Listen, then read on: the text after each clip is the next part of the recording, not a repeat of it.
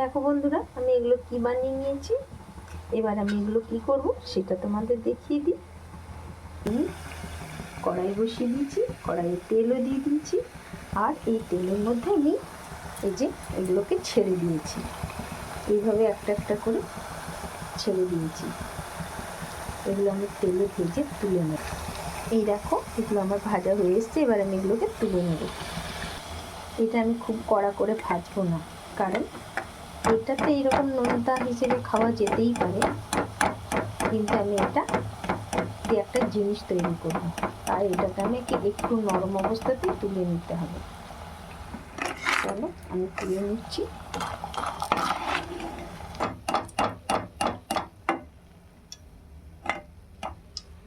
এগুলো আমি এই যে তুলে নিলাম।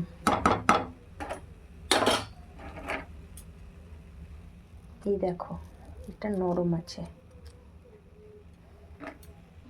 বাকিগুলো আমি এইভাবেই ফেলে দেবো একটা একটা করে তেলের মধ্যে, আর তেলে দিয়ে ভেজে নেব। সেম প্রসেসে আমি এগুলোকে ভেজে তুলে নেব। গ্যাসটা অফ করে দিই। এবার এগুলো তুলে নিই, নাহলে বেশি কড়া হয়ে যাবে। বেশি কড়া হলে চলবে না। এবার দেখো, আমি কিনে এসেছি গুড়। এটা ভেলি গুড়। আমি একটুখানি ভেঙে ভেলি গুড়টা নিয়েছি, কারণ আমি ভেলি গুড় নই, আমি এখানে খেজুরের গুড় দেব, তাই ভেলি গুড় অল্প একটুই দিলাম। এখানে আমি আমার খেজুরের গুড় আছে, এটা আমি এর মধ্যে ঢেলে দেবো।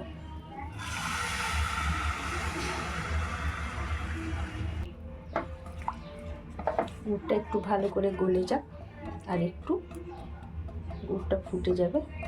তারপর আমি এগুলোকে এই গুড়ের মধ্যে দিয়ে দেবো। এটাকে আমরা খরমা বলি, খুরমা ঠিক বলে না, খরমা বলে।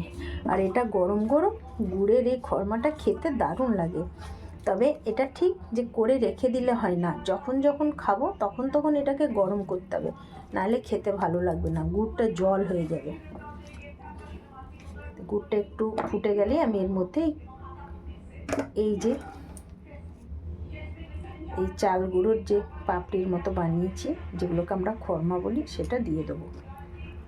গুড় আমার অলরেডি ফুটে গেছে। আমি এবার এগুলো সব এর মধ্যে দিয়ে দেবো, আর এইভাবে পুরোপুরি এইভাবে নামিয়ে নেবো।